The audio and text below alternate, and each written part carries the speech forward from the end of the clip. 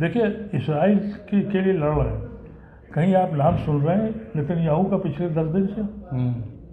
वो खबर बैठा हुआ है। और ये जो इन्होंने अपने अड्डे दिए थे, ये अगर हट जाएंगे, ये कितनी बड़ी बात है कि ट्रंप आज 48 घंटे से नाक रगड़ रहे हैं, बातचीत कर लो बातचीत कर लो, लेकिन वो कहते हैं हम आपके पास आएंगे नहीं जब तक कि आप ये खुरमूस को खाली नहीं करेंगे।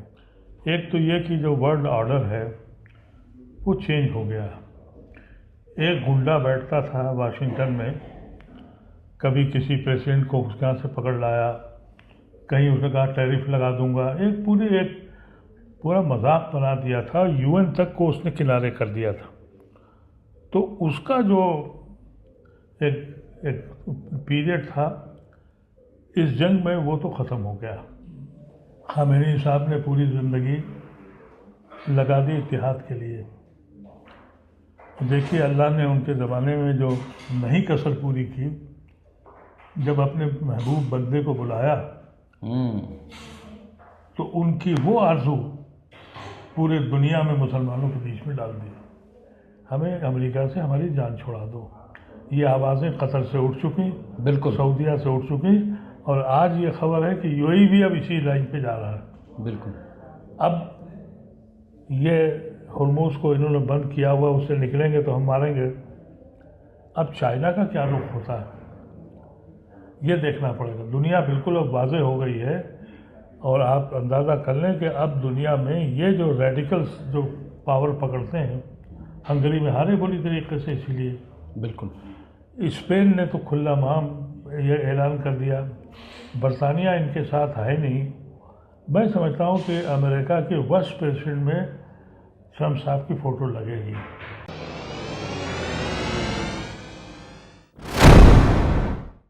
आदाब, मैं मुमताज़ आलम रिजवी बात करूंगा मिडिल ईस्ट पर, ईरान, इज़राइल, फ़िलिस्तीन, अमेरिका के जो हालात हैं उस पर बात करूंगा। हमारे साथ मौजूद हैं IMCR के चेयरमैन, साबिक मेंबर पार्लियामेंट और सोशल एक्टिविस्ट जनाब मोहम्मद अदीब साहब। मैं उनका इस्तकबाल करता हूं, बहुत बहुत खैर मकदम है। अदीब साहब, कैसे देख रहे हैं? बड़ी जंग हो गई, लेकिन उससे बड़ी जंग ऐसा लग रहा है कि बिल्कुल फिर से तैयार है। क्या क्या हालात देख रहे हैं? अलग सीज़ फायर है, आज ये खबर आई है कि जो पाकिस्तान में बातचीत होने वाली थी वो बातचीत तो अभी नहीं हुई है, लेकिन सीज़ फायर में इजाफा कर दिया गया है। देखिए, ये इस जंग ने 2-3 पहलुओं को बिल्कुल खोल के रख दिया है। एक तो ये कि जो वर्ल्ड ऑर्डर है वो चेंज हो गया। एक गुंडा बैठता था वाशिंगटन में, कभी किसी प्रेसिडेंट को उसके यहाँ से पकड़ लाया, कहीं उसने कहा टैरिफ लगा दूंगा, एक पूरा मजाक बना दिया था। यूएन तक को उसने किनारे कर दिया था। तो उसका जो एक पीरियड था इस जंग में, वो तो ख़त्म हो गया। और जिस कौम को ये कहा जाता था ये भूखे नंगे हैं, वो दुनिया में एक बहुत बड़ी पावर बन के उठ गए। अब खलीज की रियासतें जिन्होंने अपना बॉस बना रखा था, अपना कायद बना रखा था अमेरिका को, धीरे धीरे सब पल्ला झाड़ लेंगे। मैंने आपके प्रोग्राम में भी ये बात कही थी कि ये एक वक्त आएगा जब ये खलीज की रियासतें ये बात समझ जाएंगी कि उनकी दफ़ा, उनकी बेहतरी उस आसपास के इलाकों से ही बन सकती है। 2-3 चीज़ें बहुत वाज़ेह हो गई हैं। कौन जीतेगा कौन हारेगा ये तो फैसला बाद में होगा, लेकिन अगर पॉलिटिकली देखा जाए तो इसराइल अमेरिका की दोनों की जो शिकस्त हुई है वो कभी उन्होंने ऐसी शिकस्त झेली, वियतनाम में भी यह शिकस्त नहीं रही जो इनको हुई है पॉलिटिकली। अमेरिका नाटो से अलग हो रहा है, बिल्कुल यूरोपियन से अलग हो रहा है, उसकी खुद अपनी रेटिंग माइनस में चली गई। नेतन्याहू के हाल ये है कि वो कहीं छुपे हुए हैं, जंग ख़त्म होगी तो जेल जाएंगे, और अगर जंग चलाते रहे तो इसराइल ख़त्म करके छोड़ेंगे। ये तो आज की सिचुएशन है। जहाँ तक ईरान का सवाल है, ईरान अब एक बहुत बड़ा पावरफुल मुल्क बन के इस इलाके में आ गया है। और ये जो इन्होंने अपने अड्डे दिए थे, ये अगर हट जाएंगे, ये कितनी बड़ी बात है कि ट्रंप आज 48 घंटे से नाक रगड़ रहे हैं, बातचीत कर लो बातचीत कर लो, लेकिन वो कहते हैं हम आपके पास आएंगे नहीं जब तक कि आप ये खुरमुज को खाली नहीं करेंगे। वो अपनी शराइत पर है। अब इनकी नीयत है या बदनसीबी है इनकी, अगर ट्रंप साहब ये सोचेंगे कि फिर जंग में जाएं, तो ये उनके लिए एक अलमिया हो गया है। वो करें तो क्या करें, जाएं तो कहाँ जाएं। उनका अपनी जो फौज के रिटायर्ड लोग हैं, पुराने फौजी हैं, जी जी, उनकी अपनी रिपब्लिकन पार्टी के एमपी डेमोक्रेट्स के खिलाफ हैं, वो सब ये कह रहे हैं कि भाई आप पल्ला झाड़िए और भागिए वहाँ से। लेकिन इनकी जो गुलामी नेतन्याहू के हाथ लिखाई हुई है उन्होंने, उस वजह से वो बहुत मुसीबत में फंसे हुए हैं। लेकिन एक बात तो यकीनी तौर पर है, अमेरिका में उसके एक तारीख है। जिमी कार्टर को छोड़कर जी जी, कोई सदर ऐसा नहीं है जिसने खून खराबा न किया हो। आइजनहावर से लेके और इस खबीस तक कोई सदर ऐसा नहीं है। जिमी कार्टर ने वो इसराइल की सेनेट में पहुंच गए थे, गोल्डा मेयर उस वक्त प्राइम मिनिस्टर थी, उनसे कहा आओ सौदा करो, बैठ के बातचीत करो। और इसराइल उस वक्त घबरा गया, लगे हुआ कि जिमी कार्टर को सेकंड टर्म जीतने नहीं दिया। वही एक मुहज़्ज़ब ऐसा सदर आया था जिसने हज़ारों लोगों की मौत नहीं देखी। नहीं तो आप इनको देख लीजिए, कोई भी प्रेसिडेंट हो, ओबामा हो, बुश हो, कोई भी हो, ये बगैर, लेकिन ये दूसरों को मारने के खुश होते हैं। जब इनकी बारी आती है और इनके जनाजे आने शुरू होते हैं तो ये एकदम से बिल में चले जाते हैं। इन्होंने वियतनाम में यही किया, जब इनकी लाशें आने लगी तो उनका भाई ख़त्म, चलो हो गया मामला, निपट गया। वही अफ्रीका में, वो अफगानिस्तान में किया। तो ये शक्ल आ रही है। और अगर कहीं इनकी एडवाइस हुई तो मैं तो सुन रहा हूँ और हैरत में हूँ कि उनके ट्रंप साहब के अपने जनरल्स अपने प्रेसिडेंट को नहीं बता रहे हैं, अपनी मीटिंगों में नहीं बिठा रहे हैं। ये ऐसी तस्दीक अमेरिका के अखबार में छप रही है। और कई जनरलों को तो निकाल दिया है। हाँ, और वो इसलिए कि वो कहते हैं बौला आदमी है, क्या करेगा, ये तो मतलब वो बिजनेसमैन है, वो पूरा बिजनेस कर रहा है, उसको पता ही नहीं मुल्क कहाँ जा रहा है। लेकिन ईरान ने ये बात साबित कर दी है कि आज भी उनमें इतना दम है, और वो कहते हैं कि भाई हम शहादत कबूल कर लेंगे, जिल्लत नहीं मानेंगे। जो हम असस कर रहे थे और जो हमने बहुत पहले प्रेडिक्ट किया था, वो आप लोगों से कहा भी था कि अगर ये जंग कुछ दिन चल गई तो खलीज की रियासतें खुद ही कटोरा लेके ईरान के पास आएंगी, हमें अमेरिका से हमारी जान छुड़ा दो। ये आवाज़ें कतर से उठ चुकी, बिल्कुल सऊदीया से उठ चुकी, और आज ये खबर है कि यूएई भी अब इसी लाइन पे जा रहा है। बिल्कुल। अब ये हुर्मुज़ को इन्होंने बंद किया हुआ, उससे निकलेंगे तो हम मारेंगे। अब चाइना का क्या रुख होता है ये देखना पड़ेगा। दुनिया बिल्कुल अब वाज़ेह हो गई है, और आप अंदाज़ा कर लें कि अब दुनिया में ये जो रेडिकल्स जो पावर पकड़ते हैं, हंगरी में हारे बुरी तरीके से, इसीलिए बिल्कुल स्पेन ने तो खुला माम ये ऐलान कर दिया, बरतानिया इनके साथ है नहीं। मैं समझता हूँ कि अमेरिका के वर्स्ट प्रेसिडेंट में ट्रंप साहब की फ़ोटो लगेगी। और जहाँ तक कि पीस सीज़ फायर का मामला है, ये मेरा अपना ख्याल है कि अमेरिका का एक बहाना है।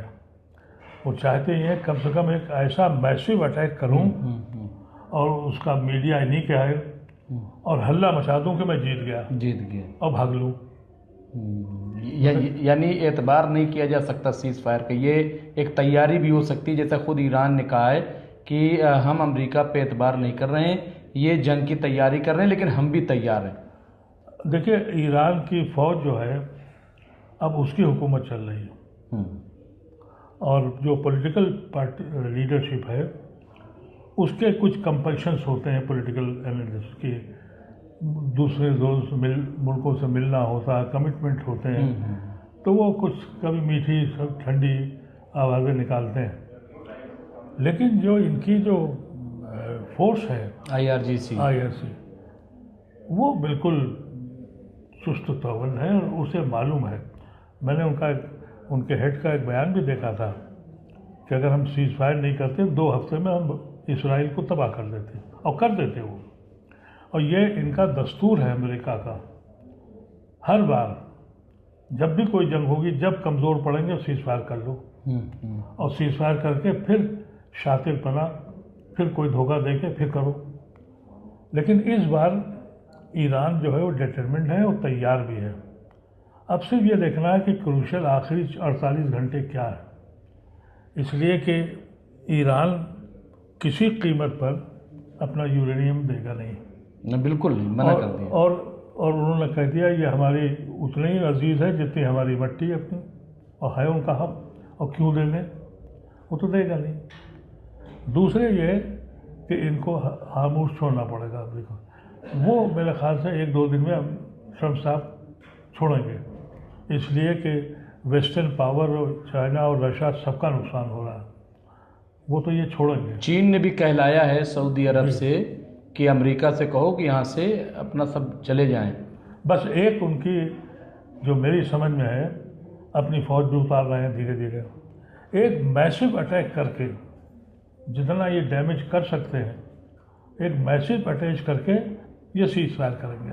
जी अदीब भाई, अभी फिर एक बार ये आवाज़ उठी है टर्की, सऊदी अरब और ममालिक के साथ एक मुस्लिम नाटो, ये बहुत दिन से चल रहा है। क्या इसके पीछे क्या है? ये सिर्फ बयानबाजी है या कोई सच्चाई है?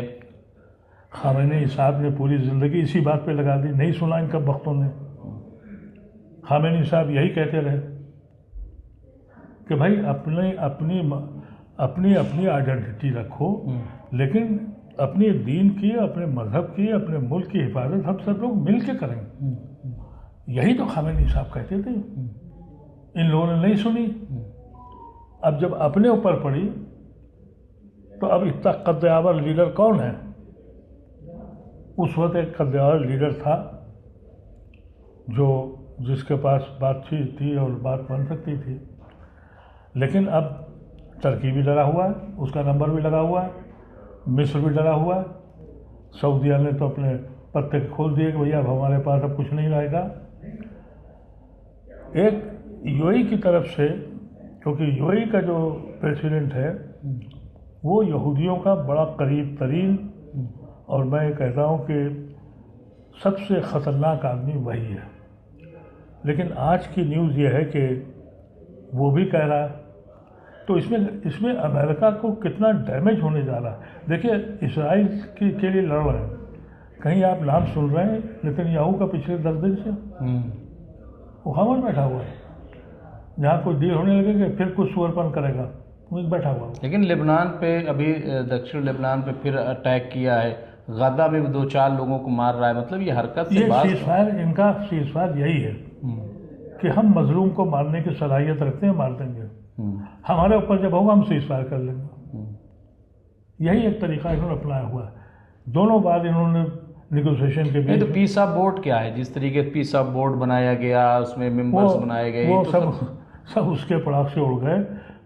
ट्रम्प साहब जो थे कि मैं एक पैरेलल यूएन बना दूं, अब इन सब के हालात ख़राब हो गए। अब पैसे कौन भरेगा? यूएई कह रहा है हमें पैसे दे दो, हम मर गए, और ईरान कह रहा है तुमने हमारा जो डैमेज किया पैसे भरो। अब अमेरिका कह रहा है हम आपके लिए लड़े, हमें पैसे दो। इन सब की हवाएं निकल गई, पीस बोर्ड सब उड़ गया, अब वो कहीं कुछ नहीं है। लेकिन इसको बदलने गए थे वो रिजीम को, लेकिन 2 रिजीम अब बिल्कुल बदल जाएंगी, एक तो नेतन्याहू की और एक ट्रम्प साहब की। और कोई ताज्जुब नहीं, एक वक्त ये भी आया कि ट्रम्प को इम्पीच किया जाए, इम्पीचमेंट भी हो सकता होगा। तो ये, लेकिन एक चीज़ बहुत ही मैं समझता हूँ हर बुराई में एक अच्छाई भी होती है। जो वेस्ट का खासतौर से जो ट्रम्प का रवैया था दुनिया पे कि हम सुल्ताना डाकू हैं, हमारी बात सुनो, वो बोल तो आज भी रहे हैं, आज भी है, लेकिन वो अंदर से कितने खौफज़दा हैं ये वो खुद जानते होंगे और उनके करीबी लोग जानते हैं। इस हद तक है कि उनकी अपनी फौज के एडवाइजर्स उनको बिठा नहीं रहे हैं। बिल्कुल। वो घबरा के ये खबर तक आई कि उन्होंने कहा बटन दबा देंगे एटम बम का। उसके बाद तो ये हो रहा है कि भाई इनको देखो दिमागी तौर इनका ठीक है या गलत है। बिल्कुल।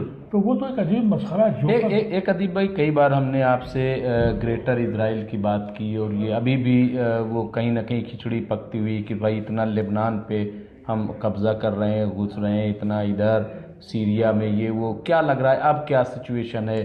क्या आप अब जो हालात हैं उसमें कहीं आपको लग रहा है कि अब आगे बढ़ पाएंगे? क्योंकि अभी ईरान ने ये भी कहा है अमेरिका से कि जो आपके हमने पायलट्स और फौजी पकड़े हैं हम एक शर्त पे छोड़ेंगे कि 10,000 जो कैदी हैं फ़िलिस्तीनी उनको रिहा करोगे तब हम तुम्हारे रिहा करें, ये शर्त लगा दी। नहीं, वो इस पोजीशन में है, ईरान इस पोजीशन में है और उनको ये पता है कि आप देखिए किसी भी कौम को आप हरा नहीं सकते। वो ऐसी रेस है कि जब उन्होंने कहा कि आज रात को हम पूरी सिविलाइजेशन ख़त्म कर देंगे, लोग रातों भर खड़े हो गए, आओ हमें मारो। और जो ये कहते हैं कि हम बहुत, हमारे पास असलहा है और हमारे पास सबसे ज़्यादा टेक्निकल साउंड आर्मी है और फना है, उन्होंने ऐलान कर दिया था कि बंकरों में चले जाओ, बाहर मत आना, बाजार में मत आना। वो कैसे लड़ेंगे उनसे? किराए की बंदूकों को ट्रिगर दबाने से थोड़ी लड़ जाती है, एक जज्बा होता है।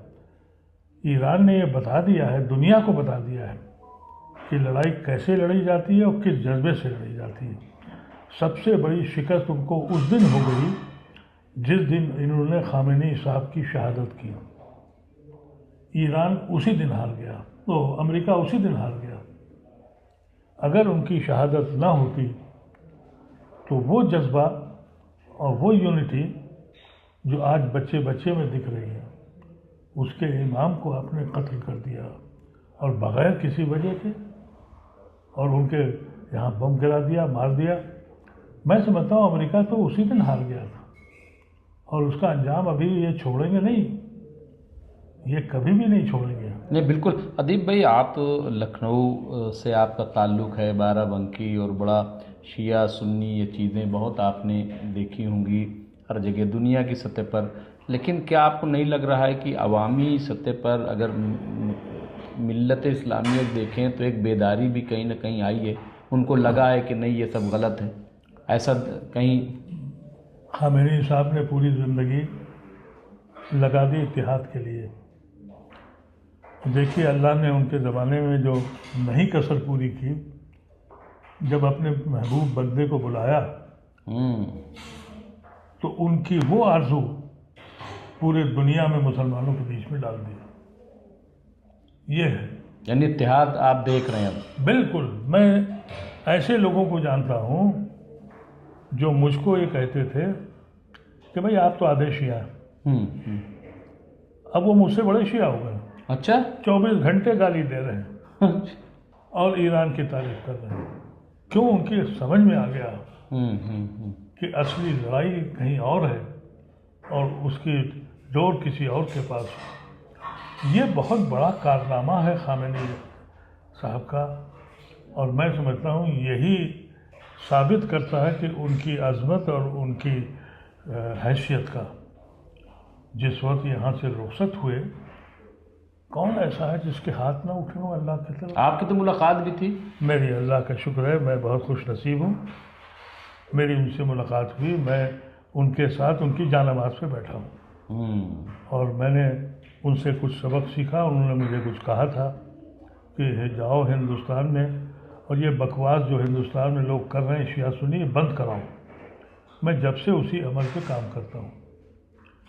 मैं न शिया हूँ न सुन्नी हूँ, मैं मुसलमान हूँ और मुसलमान हम सब हैं। हमारा अल्लाह एक है, हमारा पैगंबर आखिरी है, हमारा कुरान सबका एक कुरान है।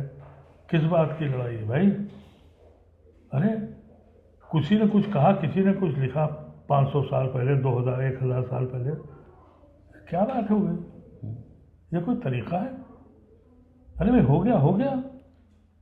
अब यही है कि साहब हमारे परदादा ने आपकी परदादी पे आंख मारी थी, इसलिए हम आपके यहाँ आपकी औरत के साथ बदतमीजी करेंगे?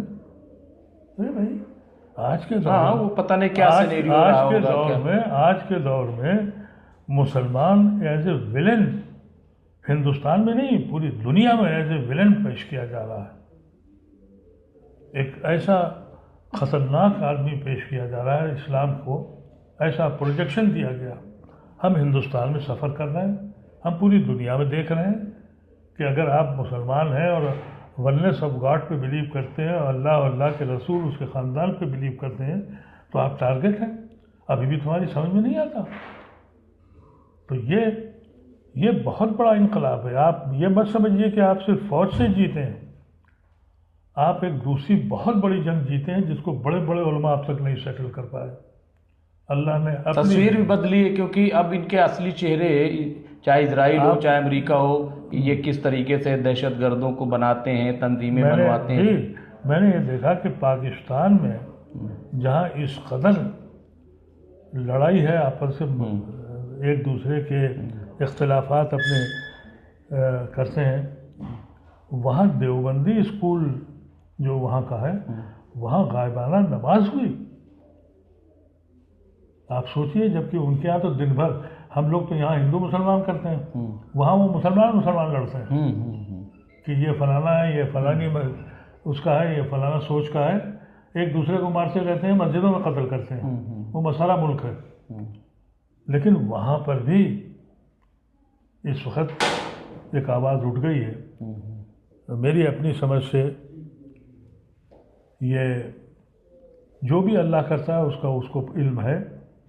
और आप देखिएगा, सीज़ फायर तो परमानेंट अमेरिका को भागना है, लेकिन भागने से पहले वो यकीनी तौर पर कोई एक शोबदेबाजी करेगा और ऐलान करेगा हम जीत गए, और भाग जाएगा। और ईरान अब इस खित्ते का पूरा मुहाफिज होगा। और आप देखिएगा कि मिडिल ईस्ट की सोच भी बदलेगी। मिडिल ईस्ट के जो बादशाह लोग हैं ये ग़ुलामी करते हैं, लेकिन वहाँ की आवाम बेदार हो रही है। वो बेदार है। वो ज़ाहिर है यहूदियों से चिढ़ती है, उसे मालूम है यहूदियों ने उनके साथ क्या किया है। तो ये ख़ास तौर से ये शुरुआत बहरीन से होगी। बहरीन तो निपट गया है।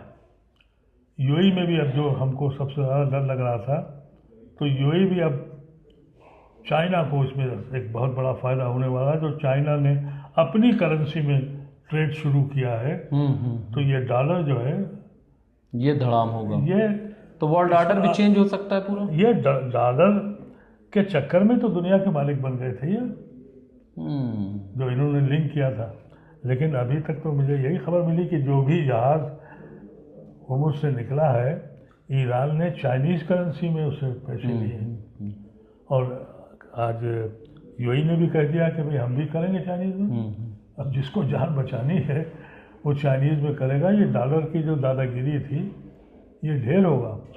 पहले कोशिश की थी यूरोप ने कि भाई ये डॉलर की वजह से अमेरिका पूरी दुनिया को बर्बाद कर रहा है, उन यूरो लाए वो। लेकिन यूरो को भी इन लोगों ने, अमेरिकन लॉबी ने कभी आने नहीं दिया, हमेशा नीचे रखा। बिल्कुल। लेकिन अब ये चाइनीज़ करेंसी जो है ये पूरी ऊपर आएगी, ये बदल सकती। तो चलिए, बहुत बहुत शुक्रिया अदीब साहब आपका। तो ये थे हमारे साथ मोहम्मद अदीब साहब, IMCR चेयरमैन और साबिक मेंबर पार्लियामेंट, सोशल एक्टिविस्ट। इंशाल्लाह फिर हम किसी बड़ी शख्सियत के साथ आपके सामने पेश होंगे और जो भी अपडेट होगी वो देते रहेंगे। देखते रहिए MMC न्यूज़ इंडिया। बहुत बहुत शुक्रिया। अभी तो डॉलर का बाजा बजना है।